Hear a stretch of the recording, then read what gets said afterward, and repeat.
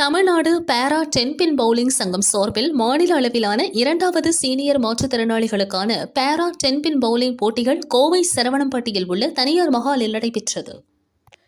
இதில் 18 வயதிற்கு மேற்பட்டோர் பிரிவில் சென்னை, மதுரை, வேலூர், திருப்பூர், கோவையைச் சேர்ந்த 21 வீரர் வீராங்கனைகள் பங்கேற்றனர்.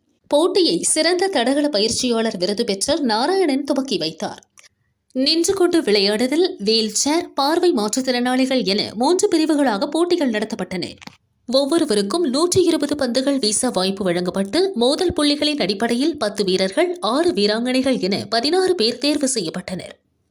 இவர்கள் வரும் 24 முதல் 26ஆம் தேதி வரை நடக்கும் தேசிய அளவிலான போட்டிக்கு தேர்வாகினர்.